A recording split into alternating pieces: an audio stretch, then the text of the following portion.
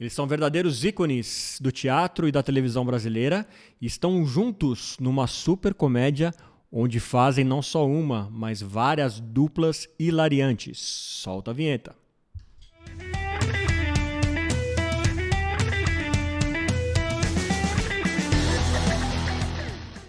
Dia, tarde, noite, seja o que for, seja muito bem-vindo aqui ao podcast Ponto de Fala. Sim, sempre com pontos de vista que merecem um ponto de fala.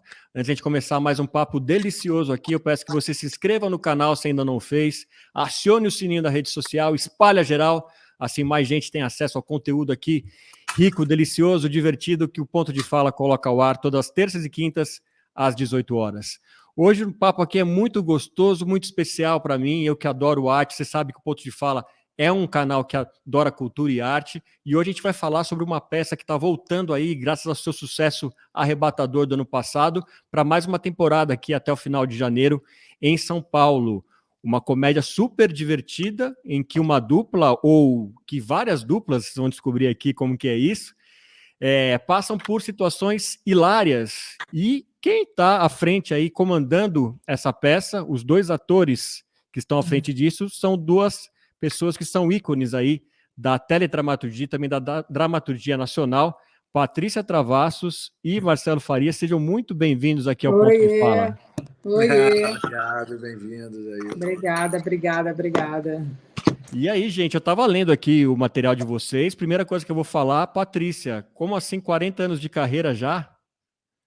Ih, minha filha, não vamos nem entrar nesse mérito, porque são muitos anos. Eu mesma não faço muito essa conta, não. Mas eu tenho muito tempo de vida já. E o de Marcelo vida no também... planeta e de vida na arte, entendeu? Na arte, né? E eu estava falando com o Marcelo antes, muito legal, né, Marcelo? A gente que viu você começar ali, estrear também na vida aí como ator, você já completando aí também 30 anos de carreira, né, meu caro? Cara, até mais, sabia? Mas é mais? Melhor nem deixar isso, né? Eu comecei muito novo, na verdade. Comecei com 14 anos, em 84. Então, se você fizer a conta de 84 para cá, com certeza vai dar mais de 30, né? Tá, dá um pouquinho mais de 30. Mas agora vamos falar dessa delícia de peça que é a Duetos, né? Então, vocês estão voltando agora a São Paulo nos fins de semana, aí de sexta a domingo, durante o mês de janeiro. Conta pra gente aí um pouquinho o que a gente vai encontrar se a gente for ao teatro aí acompanhar Duetos. Eu tenho ouvido falar muito bem da peça, mas explica um pouquinho pra gente o que se passa nessa comédia. Quem que vai falar primeiro? Fiquem à vontade aí. Você é mais especialista no assunto, Patrícia. Não, você fala pra caramba. Marcelo, se você liga o on, ele não para. Vai embora. Não, Duetos é uma comédia do Peter Kilter, que é um autor inglês, que já é uma comédia que já foi montada em muitos países, mais de 20, parece, e que a gente foi convidado para fazer, tanto eu quanto o Marcelo.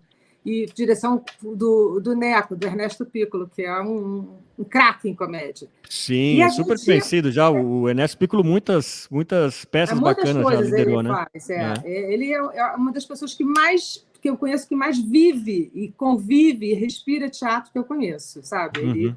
Ele realmente está sempre envolvido com uns 5 projetos, uns 3 cursos, com 2 estreias, é uma loucura. E a gente foi convidado para fazer, e era uma peça assim, era uma comédia inglesa, assim, sabe, grande, meio longa, meio não sei o quê, e a gente foi adaptando, foi enxugando. O autor autoriza isso, porque ele acha que as comédias têm que ser adaptadas para os seus devidos lugares, e que ele está coberto de razão, porque o que é engraçado na Etiópia não pode ser engraçado na Argentina, entendeu? Pode não coincidir. Claro. Então, a gente manteve todas as histórias, os personagens, os desenhos, as situações, mas a gente fez uma belíssima adaptação, assim, que está agradando muito o público. Não é por a falsa modéstia, não, é porque é verdade mesmo, sabe? Porque as pessoas saem do espetáculo muito felizes, muito felizes. O que a gente tem de resposta assim, do espetáculo é uma comédia que você vai rir na certa, sabe? E que eu acho muito legal, porque fazer rir é uma coisa muito difícil. É muito mais fácil você se emocionar num comercial de iogurte do que você rir de uma piada ou de uma situação. Então, hoje em dia, a gente está precisando muito rir, sabe? Totalmente. Pelo menos nem que seja por 1h30, você se distanciar do seu mundo e abraçar uma comédia, um outro mundo que não é seu, não é nada, mas você ri das situações, você se identifica com alguma coisa, mas principalmente você se diverte. Então, eu acho que o que a gente está ali fazendo é divertir as pessoas. E são 4 histórias muito legais, muito diversas. Não é história de casal, não é DR. E que o espetáculo flui muito, também muito pela batuta do Neco, que fez um espetáculo muito dinâmico, com uma coisa muito legal, um mise-en-scène muito legal, sabe? Então, acho que é um espetáculo, é uma comédia assim chique, elegante, não é apelativa, de casais, de histórias com casais, às vezes não, de um homem e uma mulher. Então, ela agrada a gregos e troianos, né, Marcelo? Isso que você falou da identificação, né? O que é o mais engraçado é que a pessoa se identifica com alguma história, né? Com alguma história que aconteceu com ele, ou que aconteceu com alguém que ele conhece, sabe? E o Duetos tem isso, né? Ela tem esse conteúdo, esse teor de que as pessoas se identificam com alguma história que ela já tenha vivido, ou com um amigo, ou com um chefe, ou com um ex-marido, etc., né? Porque ela sempre fala de alguma relação entre 2 pessoas. Então, é o que a gente conta ali.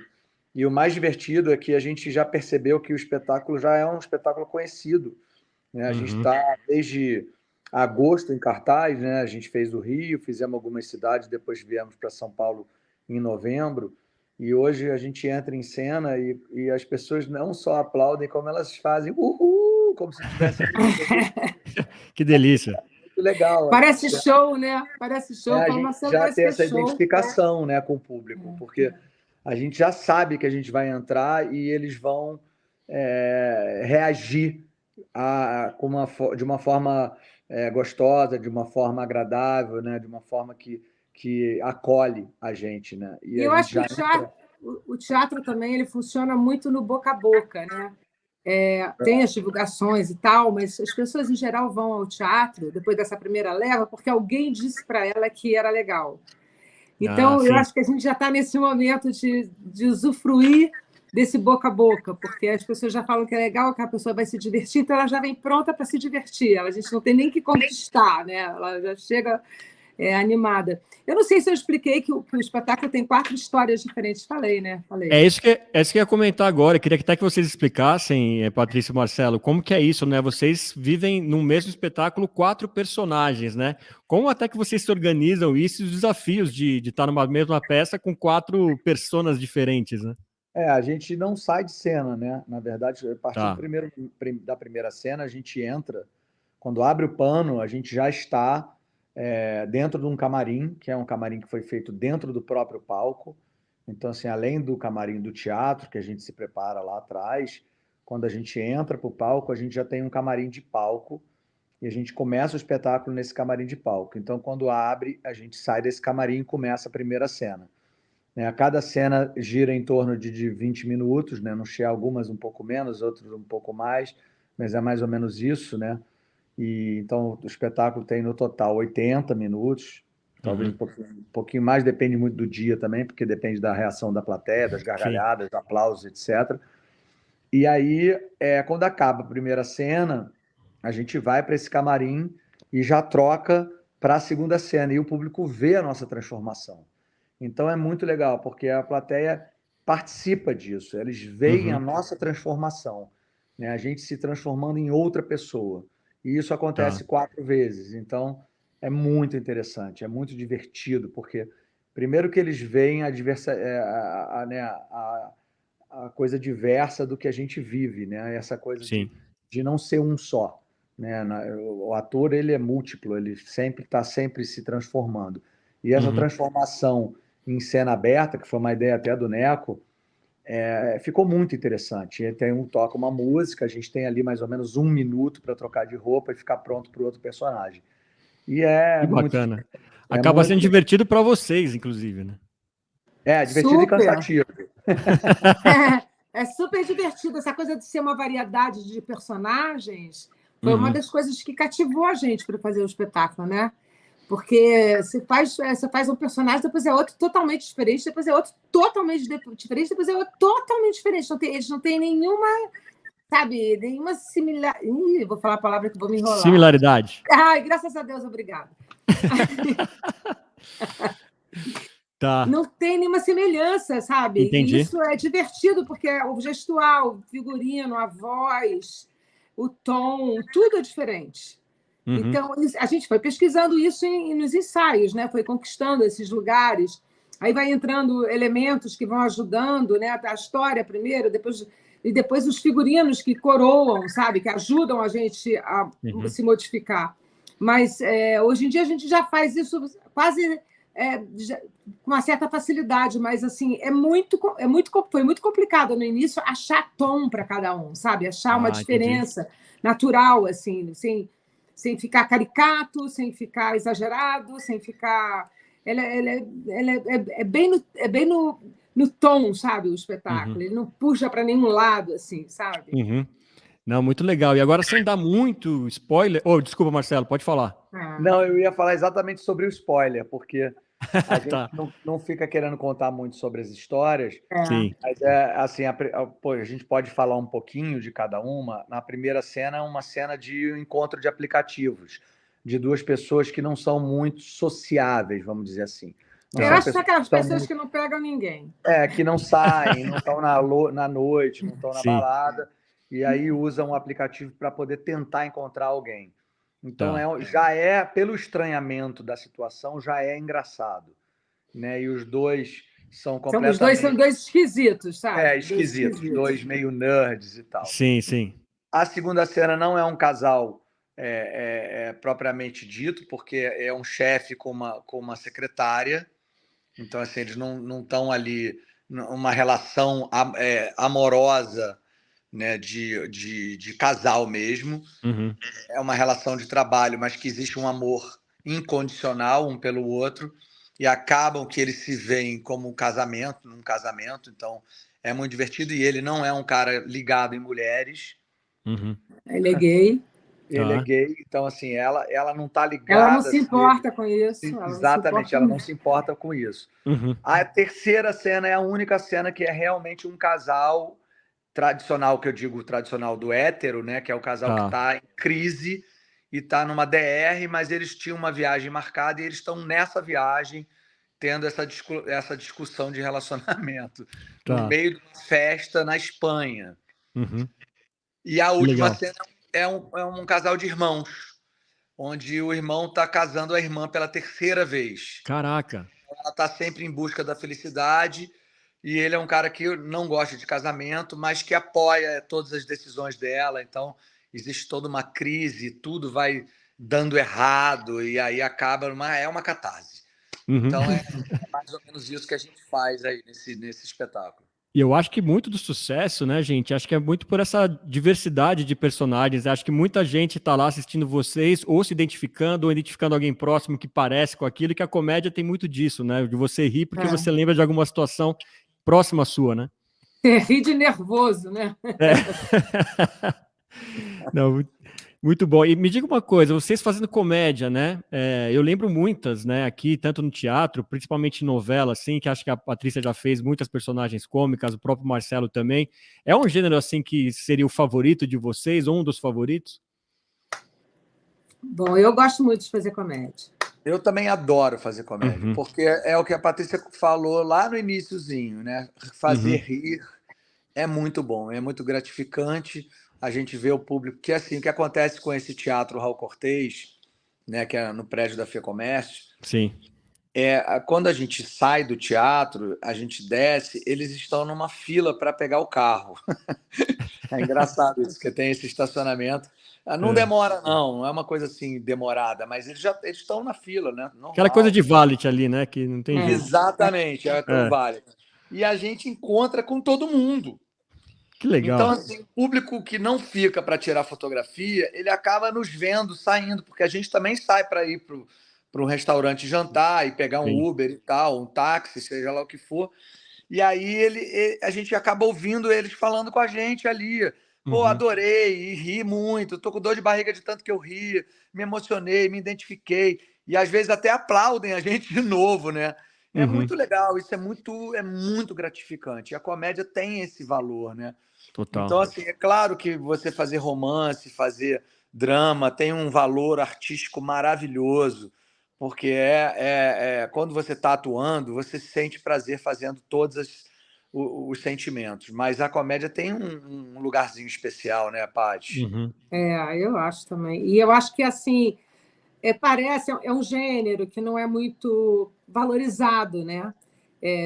Pelos prêmios, pelas coisas. Até o Fábio Porchat resolveu fazer um prêmio de comédia, porque não tem. Nunca ganha um comediante o melhor espetáculo, a melhor atriz, nunca. É sempre um personagem dramático que algum ator fez, que leva ele a um prêmio. Como se fazer rir fosse uma coisa fácil. E não é uma coisa fácil. Pode ser uma coisa instintiva para certas pessoas, que elas têm o dom de criar um personagem que fica engraçado, mas não é fácil. É muito mais fácil você ser dramático, num certo sentido, sabe? Porque a vida é mais dramática mesmo. As crianças são dramáticas, a nossa infância é dramática, sabe? Assim, Sim. Eu acho muito difícil e muito mal, como é que se diz, valorizada, porque é um dom que as pessoas têm e que elas adquirem ou elas desenvolvem, mas assim, é como eu digo, eu às vezes falo assim, ninguém aprende a tocar bateria, a pessoa já sabe quando ela é pequena, sabe? Sim. Ela só desenvolve aquilo. Como se fosse um dom mesmo, né? Ninguém tem um ritmo nato, ninguém aprende um ritmo, ninguém aprende uma visão estética, a pessoa tem aquilo, ela só desenvolve num lugar certo e tal. Então, eu acho que os atores que fazem comédia, eles fazem drama também. Porque a comédia nada mais é que um drama com um pilô vermelho embaixo, sabe? Assim, porque são situações dramáticas. As pessoas ali que estão vivendo aqui, elas sofrem. Mas elas sofrem num tom que é uma comédia. Mas então eu quero dizer que os atores, os comediantes, eles são bons atores dramáticos. Mas não necessariamente o contrário. Um ator que é especializado em drama, ele não necessariamente ele é um bom ator de comédia. Porque tem essa coisa da métrica, tem essa coisa do ritmo, tem essa coisa que, às vezes, as pessoas não entendem isso, não sabem fazer isso, sabe? É igual a bateria que eu estou te falando. Você pode fazer um cursinho de bateria para ser baterista, mas você nunca vai ser baterista igual um baterista que nasce batucando, entendeu? Destruindo ali a bateria, né? Destruindo a bateria, como a gente vê na internet atualmente, né? Umas crianças inacreditáveis. Sim. Mas, assim, eu vejo muito assim, porque nem todo mundo sabe. E não é uma questão assim de... Por exemplo, eu não sei contar piada. Sabe essa gente que sabe contar piada, que conta aquela história, acaba aquele final? Eu não sou uma... Não é comediante, é uma... Ai, gente, como é que fala? Daqui a pouco eu lembro. Eu não sou esse tipo de atriz que sabe contar uma piada. Eu sei criar situações e viver situações que podem ficar engraçadas em vários pontos, entendeu? Mas ela não tem, assim, não é preparada para, no final, todo mundo dar uma gargalhada, entendeu? Não é aquele enredo, aquele roteiro da piada, né? Que tem o começo, você estiga a pessoa, depois tem o ápice. Porque tem gente que sabe contar piada, né? Eu não sei, eu fico até nervosa quando alguém está contando piada, que eu fico assim, meu Deus, eu vou ter que rir que horas, sabe assim? Muito bom. É uma coisa engraçada isso, porque eu sou uma atriz que faz comédia, mas eu não sou uma comediante, entendeu? Entendi. E agora falando desse mundo do teatro, de ser atriz, ser ator, eu via muito mais ali, né, na década que eu cresci, que foi nos anos 80, né, e acho que vocês também podem compartilhar também de quando vocês começaram, que existia um certo glamour de você, eu quero ser ator, eu quero ser atriz, né? Eu vejo isso, de repente, desacelerando, me corrijam se eu estiver errado, nas crianças e nos jovens, né? Muita gente quer ser TikToker, quer ser YouTuber, esse é o novo ator e atriz, digamos assim, né? Como que vocês estão vendo isso? Vocês acham que é um fenômeno que vai passar? A gente realmente tem que trazer os jovens de volta para a cultura? Como que está isso? Posso falar? Pode. Eu acho que cada geração tem essa característica, assim como o guitarrista nas bandas de rock, né? Em algum momento, nos anos 80 também teve, nos anos 70 tinha muito grupo de teatro, todo mundo tinha um grupo de teatro, pertencia a algum grupo e tal. E eu acho que realmente, se a gente não der força para a cultura, assim, eu sinto falta de gente mais jovem nas plateias. Não é que não tenha, tem, mas não tem como era, sabe? De ser maciçamente jovem as plateias. Isso a gente não está formando um público, sabe? E a gente está formando gerações que são muito instantâneas, sabe? São coisas instantâneas que duram um período. Não necessariamente aquilo é uma cultura, aquilo vai mudar a vida das pessoas, ou criticar de uma forma positiva ou negativa a nossa sociedade, entendeu? Então, eu acho, não sei o que vai dar, porque desde que entrou a internet na nossa vida, as redes sociais e tal, as coisas mudaram tanto e tão rápido que a gente ainda não sabe até onde que isso aí vai, o que isso vai resultar. Não sei, realmente não sei. Mas eu acho que você tem razão. Tem menos, apesar de ter muita gente se fazendo cursos de teatro, se você for numa faculdade de teatro, está cheio de gente e tal, mas não necessariamente eles vão ser atores, podem ser produtores, diretores, roteiristas, podem virar outras coisas, entendeu? Mas eu sinto um desaceleramento disso, de música também, de grupos, muito. Principalmente. E eu acho muito legal a minha geração ter vivido em grupos, porque isso teve uma troca de informações uns com os outros muito grande. Agora está todo mundo sozinho, sabe? Indo à luta da vida sozinho. Isso dá muito ansiedade, dá muito... pode dar muito errado, né? Pode dar muito errado, e você não tem a troca, você não tem o apoio, você não tem... Sabe, se você se enfraquece, o outro está forte. É grupo, sabe? Você pertence a um grupo. Isso hoje, dava uma dinâmica. A gente percebe hoje em dia, no jovem, um conforto, vamos dizer assim, nessa questão de você utilizar a ferramenta da internet, do celular, da rede social, como uma forma de ganhar dinheiro com mais facilidade. Se a pessoa for uma boa comunicadora, se ela souber usar essa ferramenta, se ela tiver... facilidade com isso e de comunicar, seja da forma que for, seja uma pessoa bonita, seja uma pessoa gostosa, seja branco, preto, gordo, magro, não importa. O que importa é a pessoa saber usar isso aqui, o telefone, o celular, ou a internet, a rede social, de uma forma com que ela se venda e venda qualquer tipo de coisa com mais facilidade. E isso fica muito individualista, a pessoa fica trabalhando de uma forma que mas o que a gente só ela sozinha, né? E aí... fala.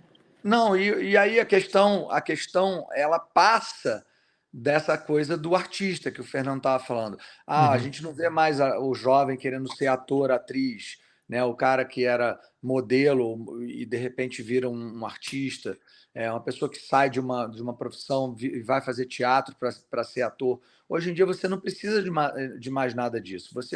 Basta você ter a sua carreira, seja ela qual for, seja de ginástica, seja nutrição, seja médico, seja qualquer coisa, e você souber usar essa ferramenta aqui, você vai ganhar dinheiro, independente de você estar dentro de um consultório, ou você está no palco, ou você está na televisão. Você vai ganhar o dinheiro na tua rede social.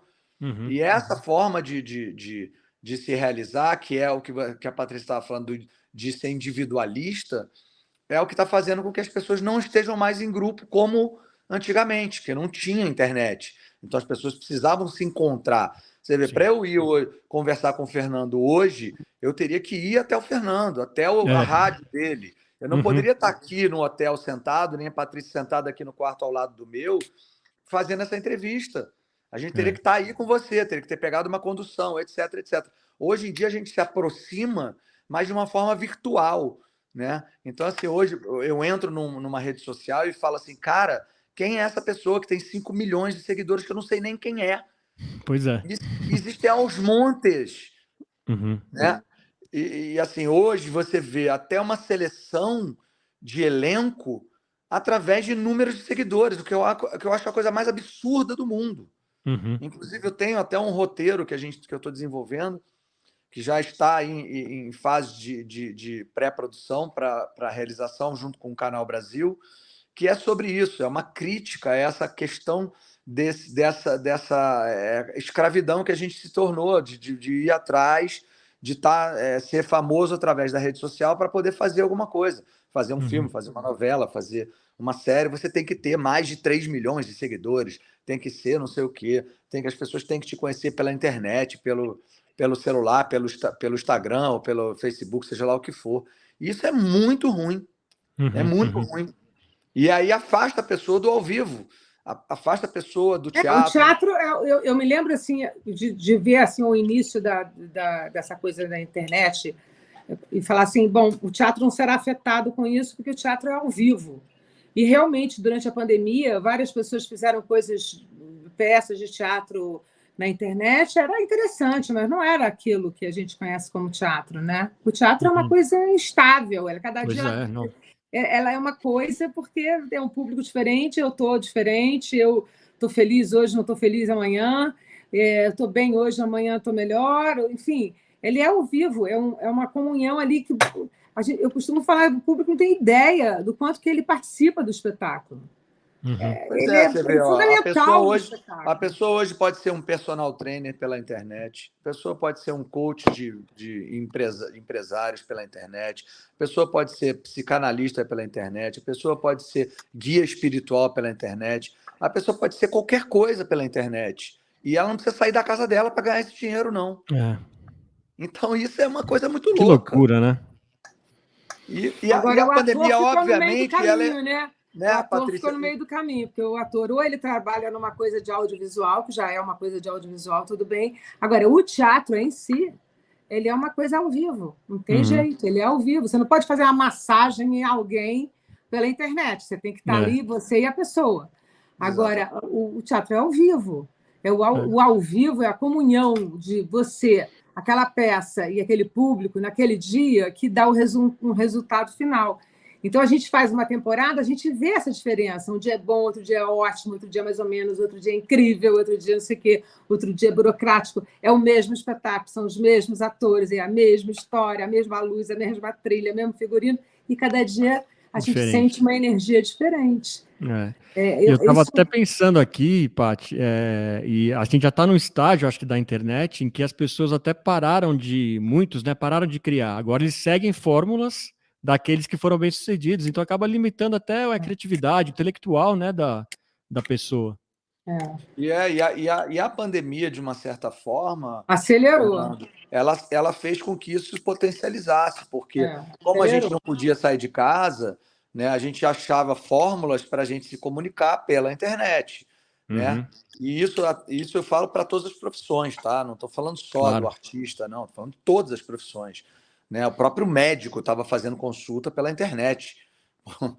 Normal, tudo certo, porque era um impedimento que a gente tinha de se encontrar pessoalmente. Né? Mas isso virou uma coisa... virou um novo normal, né? É uma coisa normal hoje em dia você conversar, fazer reunião. A gente faz reunião hoje, por exemplo. Eu vou apresentar um projeto para um streaming, né? Seja ele qual for. A gente faz o tal do pitching, que é uma palavra americana, né? Que é uma reunião. Sim. E que a gente imita, né? Todas as coisas americanas, né? Tudo que é igual finger food. Você não fala mais petisco. Agora, não, eu tenho um bar de finger food. Não, finger food nada mais é do que petisco. E reunião é meeting agora, hein? Por favor. E reunião é meeting, vamos fazer um meeting, vamos fazer um call.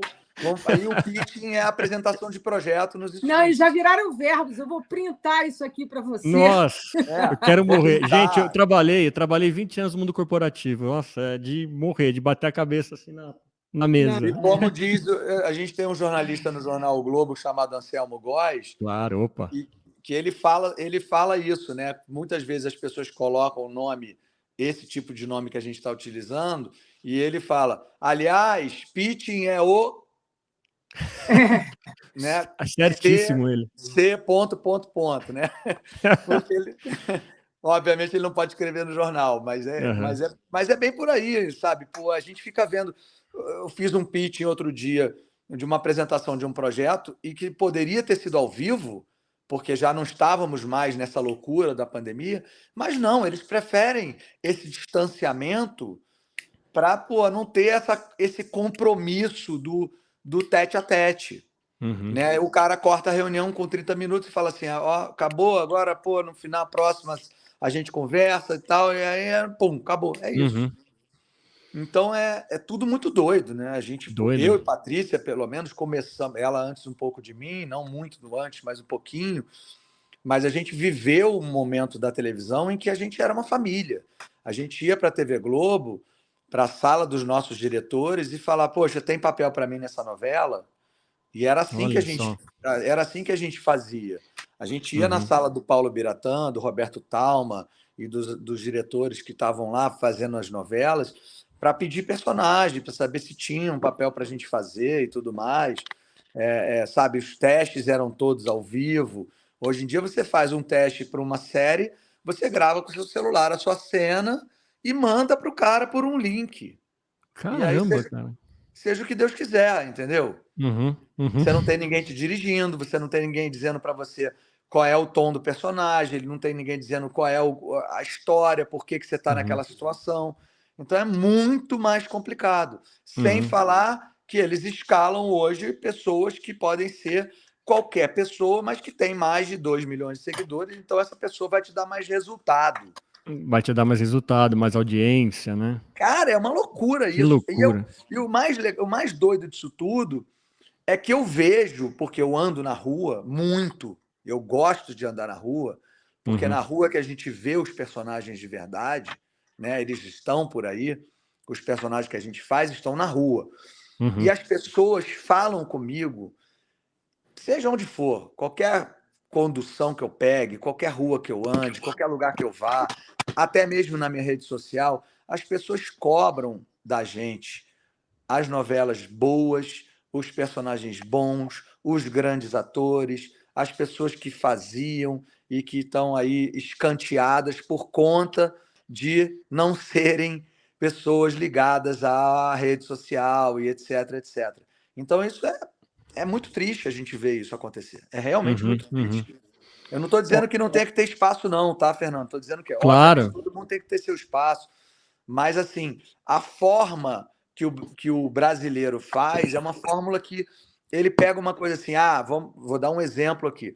Agora só pode fazer novela, protagonista, a menina que for de outro sexo, gostar de outra cor e pensar de uma forma diferente e tal. Você fica segmentando as coisas. Entendi. E nada pode ser segmentado, porque o mundo não é segmentado. Né? Da mesma forma que existe espaço para um, tem que existir para o outro. Não pode ser radical para lado nenhum. E a gente tem essa tendência de radicalizar. Não, agora só posso escalar o nordestino, o preto, o gay e etc, etc, etc. O branco de olho claro, o hétero, a mulher tradicional, a mulher... Não é a vez deles mais, né? Não existe mais, só existe esse segmento. E, gente, não é assim que funciona. É claro que todas as pessoas têm que ter o seu espaço, mas o espaço tem que existir para todo mundo, e não só para A ou B, como era lá atrás. Não, antigamente, né, os empregados eram os pretos, né, os brancos eram os ricos. Aquela família tradicional no café da manhã. Tradicional, e era assim que eram as novelas. Claro que a gente mudou e que o ser humano evoluiu e que todo mundo tem seu espaço, etc, etc. Mas isso não é uma regra. Não pode ser uma regra. A gente tem que ter espaço para todo mundo. Né? E a gente fica vendo que o brasileiro fala, não, agora é só isso aqui que pode. Eu sei gente, eu sei porque assim, eu sou produtor. Hoje, os caras querem fazer uma série onde só podem ter diretoras mulheres, o figurinista tem que ser negro, o cenógrafo tem que ser o gay, o figurinista tem que ser nordestino, e não pode... assim, tudo dentro do projeto tem que ter a inclusão. E aí você acaba não encontrando o cabeça de uma equipe, porque não existe uma pessoa que foi formada ainda para isso. Né? Entendi. A coisa tem que ser gradativa para a gente poder formar todo mundo junto. E não você radicalizar e tirar todo mundo que já está no mercado há 40 anos e colocar gente que não tem experiência nenhuma no mercado, porque o mundo está girando dessa forma. Não pode. Isso não existe. E a gente está vendo isso acontecer. E a qualidade, naturalmente, ela cai. cai mesmo. E o público que não sabe o que está acontecendo por trás, o público só sente isso quando assiste o projeto, quando assiste a tela, quando assiste o espetáculo, quando assiste a série. Ele sente isso. É claro que existem trabalhos maravilhosos, é claro que existem pessoas maravilhosas trabalhando. Coisa radical, entendeu? É isso que eu estou falando. Travou de novo. Agora ele voltou. Isso também muito no mundo empresarial, viu, Marcelo? A diversidade acaba, eles querem colocar uma coisa de um dia para o outro, né? Então não dá o seu tempo. Eu acho que a diversidade é super importante, mas tem que acontecer naturalmente, né? Com o tempo, eu acho que as pessoas vão ocupando os lugares. Acho que a gente tem que dar atenção para que essas pessoas apareçam, mas eu concordo contigo, tem que ser uma coisa mais natural e muito focada no talento, no preparo da pessoa, né? Exatamente. Por exemplo, eu faço na peça esse personagem na segunda cena que é um gay, e muitas pessoas vieram falar para mim, cuidado que você está fazendo um personagem e você é hétero, e você está fazendo um personagem que é um gay, mas pô, você está ali no limite porque você não faz um gay espalhafatoso, um gay, aquele gay... Caricato, e aí você pode receber críticas. Gente, mas por que um hétero não pode fazer um personagem gay? O gay tem que fazer o gay? Só faltava essa agora, né? Então, assim, gente, não existe. Entendi. Sabe? A gente precisa entender os espaços das pessoas, né? Claro que você pode pegar uma novela e trazer uma pessoa que tem muito seguidor, que seja uma pessoa jovem, que não tem experiência nenhuma. Quando eu comecei lá no final dos anos 80, a gente começou a fazer lá, tinham pouquíssimos jovens na televisão, as crianças e tal, era uma minoria. E aí os núcleos jovens foram começando a aparecer, até os jovens se tornarem os protagonistas das novelas. Então, isso foi uma forma gradativa, não foi uma coisa assim, da noite para o dia você colocou o jovem de 18 anos como protagonista da novela. Não, foi uma coisa que foi crescendo, até nos anos 2000 e pouco, a gente colocar um protagonista jovem. Então, assim, tudo tem que ser feito com tempo, com experiência, senão a gente se atropela. É mais ou menos isso, né? Agora, Paty, você pegou, o Marcelo também, vocês pegaram até a época áurea das telenovelas, né, anos 80, 90 e tal. Como que tá com o streaming agora? Você acha que corre o risco desse modelo com horário marcado de novela, né, novela das 8, que hoje não é mais 8, é quase 10, acabar e tudo virar episódios já prontos ali no streaming? Eu acho. Alguma coisa vai acontecer, mas eu acho que assim, a novela como a gente conheceu, ficar 6, 7, 8 meses...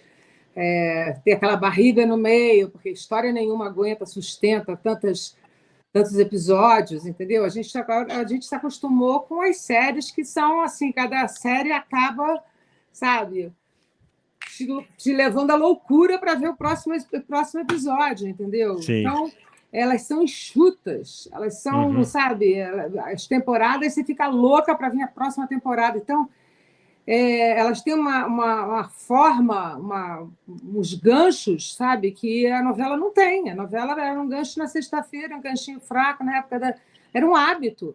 E as pessoas agora mudou todos os hábitos. As pessoas trabalham em casa, não querem uma coisa marcada, querem elas serem as donas do seu horário, elas verem o que elas quiserem, na hora que elas quiserem, no ritmo que elas quiserem. Então, eu acho que ainda vai acontecer um pouco, porque o Brasil... é um país que foi muito consumidor de novela da vida inteira. A gente sabia que horas era pela trilha sonora que estava tocando, né? Na vizinhança, no país inteiro, né? O teatro ficava vazio no final das novelas, né? Dependendo da novela, se tivesse feito muito sucesso, tudo esvaziava, os restaurantes, tudo. As pessoas marcavam o programa depois de Dança em 10, depois de não sei o quê. Então, eu acho depois de Rock Santeiro. Depois de Rock Santeiro.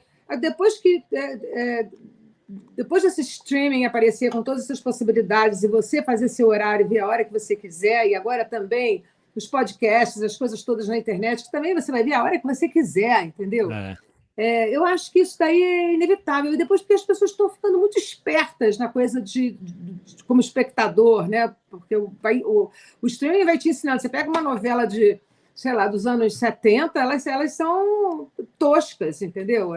E o ritmo é outro, né? É um ritmo, uma história que você já preveja tudo, entendeu? E as séries não, elas são imprevisíveis, você leva um choque, não acredito que isso aconteceu, não quero saber dormir, entendeu? Uhum. Então, eu acho que a gente está numa enorme transformação, sim. E eu acho que, por exemplo, no caso da TV Globo, eu fico achando que eles estão também fazendo o streaming deles. Eles têm toda uma estrutura para isso, né? E eu acho que está tudo mudando muito rápido. Então, a gente não sabe direito como é que vai ser. Mas o Brasil ainda vê muito TV aberta, ainda vê muito novela. Então, ainda tem um público. Mas isso também não quer dizer que vai demorar 5 anos para acabar, não. Pode ser que acabe em 1 ano e meio, entendeu? Uhum. Estamos numa parte de muitas mudanças aí, né, Marcelo? Olha, eu também... acho que a internet ela trouxe muita coisa boa, né? Mas acho que a gente vai ver o mundo assim antes e pós-pandemia. Essa vai ser antes e pós-internet, antes e pós-redes sociais, antes e pós-pandemia, porque a pandemia deu uma acelerada em tudo, né? Quem que tinha ouvido falar de Zoom antes da pandemia, né? Hoje em dia você faz reunião com o mundo inteiro, com pessoas no Zoom, dá certo, entendeu? Inclusive, as pessoas passaram a trabalhar menos nos escritórios, né? Tudo mudou. O centro da cidade do Rio de Janeiro, por exemplo, hoje, ele vive uma história de revitalização, porque ele está completamente abandonado. Porque as pessoas isso está acontecendo aqui em São Paulo também está acontecendo. As pessoas passaram a trabalhar de dentro de casa. Quer dizer, não tem muito essa obrigatoriedade de você estar num escritório para as coisas e os acontecerem. custos, né? Você vai pagar um condomínio, um aluguel, uma secretária, uma internet, uma coisa que você pode fazer em casa, cada um na sua casa. Agora, eu acho que tem uma perda enorme nessa história toda, que é a interação pessoal. A falta de convivência, né, Patrícia? De convivência e de influências. É claro que eu conviver com o Marcelo, o Marcelo me influencia, eu influencio ele. A gente vem com nossas experiências, né? E a gente troca a experiência. Se a gente estivesse só no Zoom, só em algum momento, a gente não tinha essa troca. Eu acho muito estranho essa coisa das pessoas estudarem à distância. É tão importante o campus de uma faculdade, sabe? A dinâmica que tem ali. Você muda de projeto ali, você estava fazendo filosofia, resolve fazer, sei lá, ciências sociais, entendeu? Por causa dessa dinâmica, das conversas, das pessoas que você admira, e que você começa a seguir. E está todo mundo em formação, né? Eu acho que atualmente todos nós estamos em constante transformação e formação de uma outra pessoa, né? Porque quem parou. Agora é uma velocidade estonteante. Se você não seguir minimamente o que está acontecendo e se antenar e gostar e não ficar criticando que no passado, na minha época, essa coisa de falar na minha época era melhor. Não tem melhor, é o que é. A vida seguiu esse curso, sabe? Deus sabe por quê, entendeu? O que a gente vai fazer com isso, né? Agora, voltando total à tua primeira pergunta, eu estou correndo agora que eu tenho que ir embora, que eu tenho uma hora. Eu sei, a gente já vai fechar já.